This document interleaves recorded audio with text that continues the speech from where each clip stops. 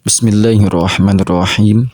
Al-haditsus tsamina asyara ari hadis anu ka-18. An Ibnu Abbasin eta tetep katampi ti Imam Ibnu Abbas radhiyallahu ta'ala anhuma amin.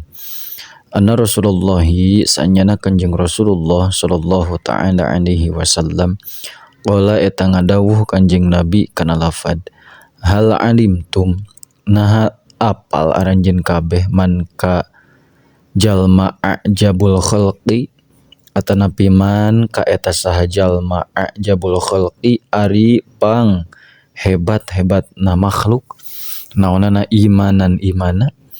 Faqalu teras ngadawu para sahabat kana lafad imanul malaikati eta imana para malaikat ya Rasulullah hei utusan Allah.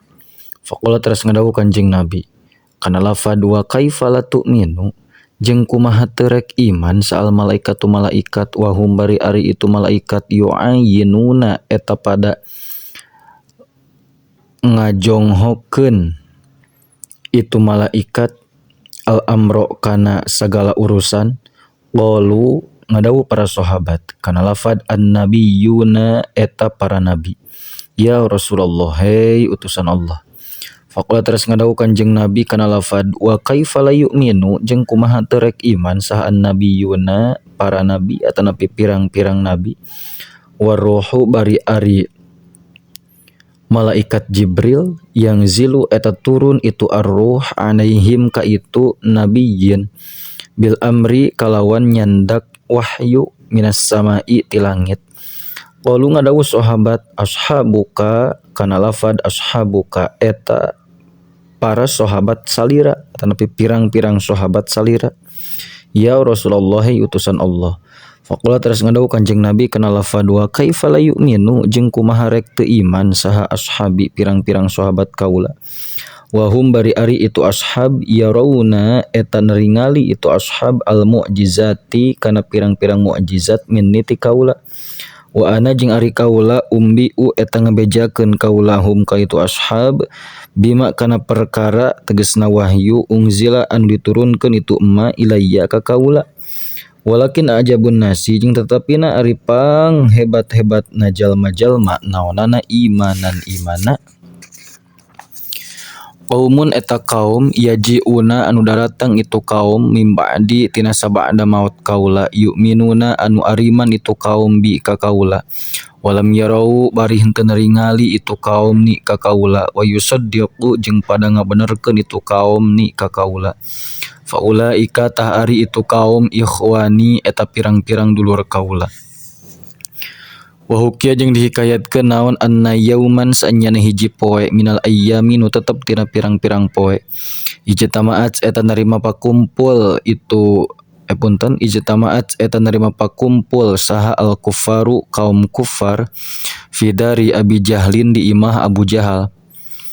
Iddakhala ujug-ujug asup saha rajulun hiji lalaki yuqalu nu diucapkeun lahu pikeun itu rajul atawa ka itu rajul naon torikun ngaran torik as-saydalani waqala jeung ngomong itu rajul kana lafad ma ashala duh ari perkara eta kacida ngagampangkeunana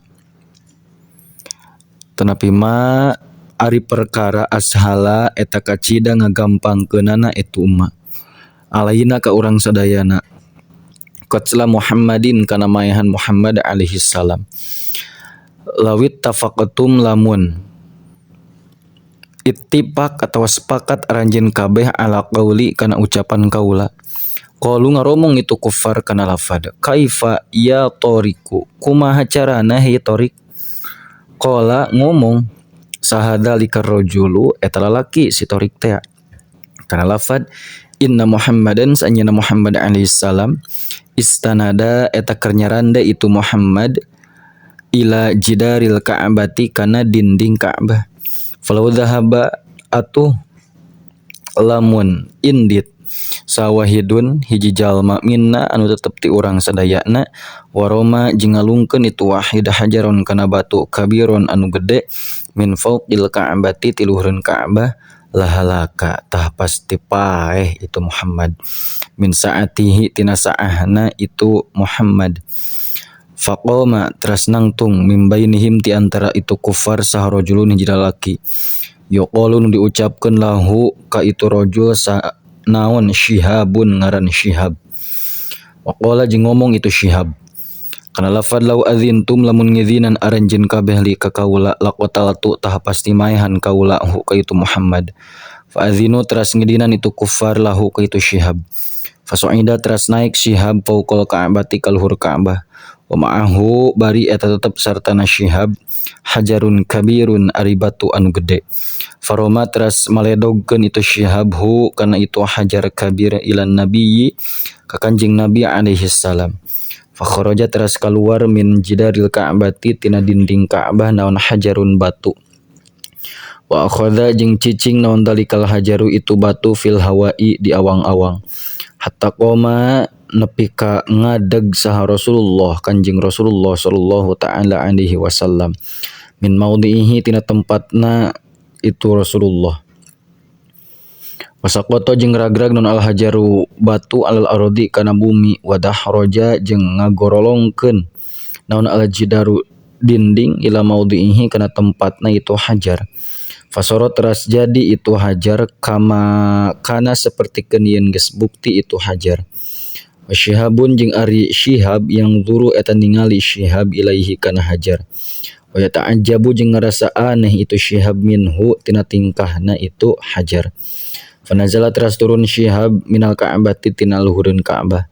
Wajah jeung datang Syihab baina yaday Rasulillahi di payunan Kanjeng Rasulullah sallallahu taala alaihi wasallam.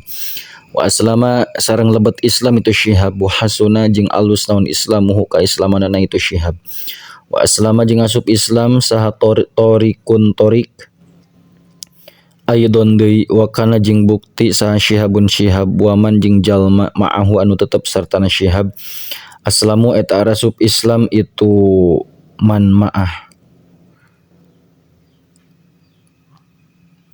atawa Syihab jeung man ma'ah ba'dama ra'au dina sabada yana ringali itu Syihab jeung man ma'ah hadhil mu'jizati kana ieu pirang-pirang mukjizat. Wal imanu jeung ari iman bi Muhammadin ka Kanjing Nabi Muhammad alaihi salam fi akhiriz zamani di akhir zaman min afdalil maratibi eta tetep tina pang utamana pirang-pirang martabat li annahum karna saenyana itu mukminin akhir zaman sabatu eta netepkeun itu mukminun akhir zaman alal imani kana kaimanan wal islami jeung kana kaislaman am dhahril ghaibi tina luhur kagaiban bi ghairi musyahadatihi kalawan henteu nyaksian kana jumenengna Kanjing Nabi alaihi salam wa mu'jizatihi jeung henteu nyaksian kana pirang-pirang mukjizatna Kanjing Nabi alaihi salam. Kantun al-haditsut tasi'a asyara cekap wallahu a'lam bissawab.